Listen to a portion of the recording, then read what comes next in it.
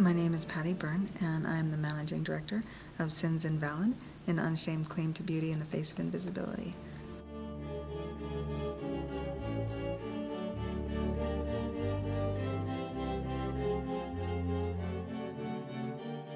Sins Invalid was conceived by myself and Leroy Moore. We've both been disabled since birth, and we realized that the videos that we did, both of which were around our sexualities, really had no venue. There was no place where we could celebrate our bodies as beautiful and as valuable and as hot.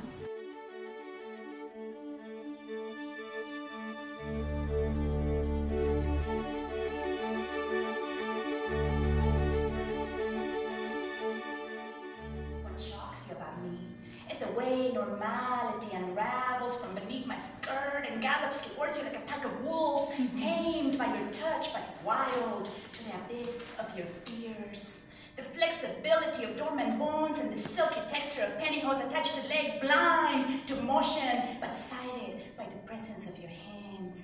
The scent of womanhood that accelerates your senses, still wrapped in confusion at the realization of finding in me nothing more than a woman. We want to do it in a political context, not just like, oh, we're sexy too, kind of thing, but really where there's an analysis around disability oppression, where there's an analysis around the ways in which our bodies are disregarded because we don't fall within a normative framework, and the ways in which that oppresses everyone. We have sexualities whether or not we have disabilities, whether or not we're between the ages of 15 and 40, whether or not we're between the pounds of 115 and 180. I mean, this little narrow idea of what is sexually vibrant isn't helpful to anybody, really. I mean, if we think about it, most of us have, something about ourselves which makes us non-normative.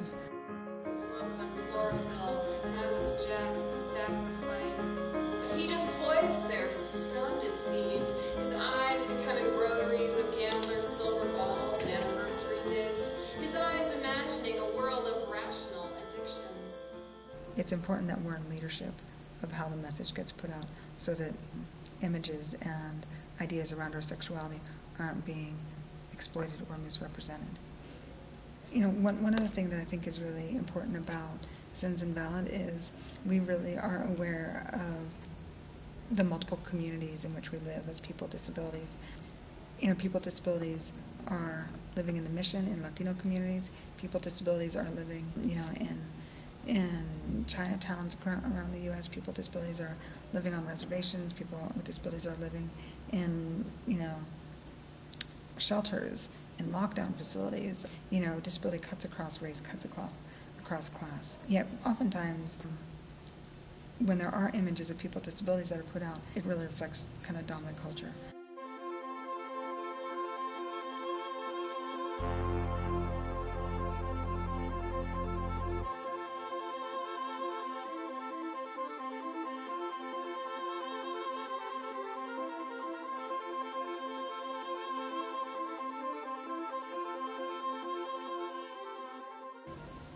It's amazing to me how people can disregard people with disabilities.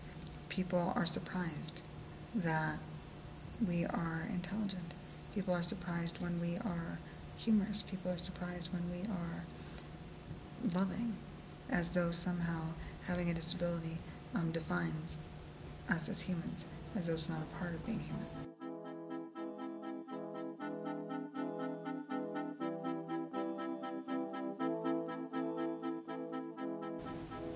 People often treat us in incredibly demeaning ways, and that can look like tossing me a quarter on the street, which happens pretty regularly, to being held in institutions, because someone has a disability and that county doesn't support their independent living. These are cultural reflections, both interpersonal and structural reflections of ableism.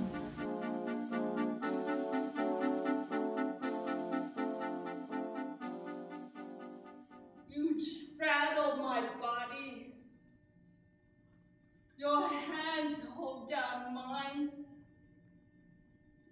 My own control did you avoid your kisses?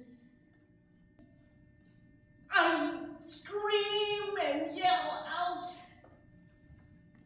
11 months of hell. Yes, there were moments of bodies locked in paradise,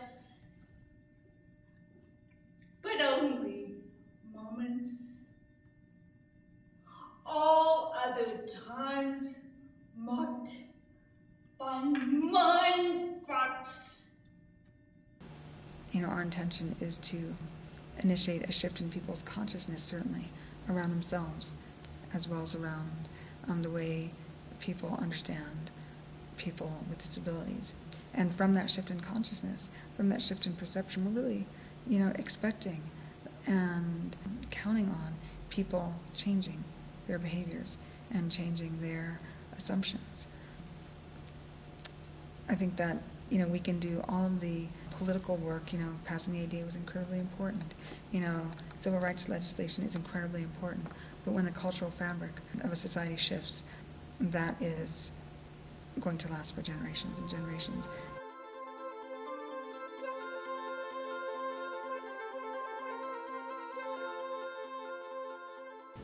Our sexual expression, our sexual rights are part of our human rights. It's part of our experience of being human. We were incredibly pleased with the response from people in the audience who, you know, we asked afterward, our friends and family, you know, who attended, like, what did you think? People were, honestly, one of the most common pieces of feedback was that people were amazed that a show on disability and sexuality could be so hot, as though we would do something that wasn't. It was kind of odd, but I mean, of course it's going to be hot. It's a show on sex. My disability is beautiful and sweet. I'm sweet like arroz con leche, rice pudding, and flan. Sweet like ripe watermelons, like the smell of mint. I am cinnamon and sin. I am my own Ave Maria, Catholic girl gone bad. We have full sexual agency, and moreover, beauty. I mean, it's not just about, like, yes, you know, I have sexual rights, but more importantly, you know, it's about living it, right? It's about, like, actually enjoying oneself and one's body. I am 21st century Frida Kahlo, uppaint my sexiness with words.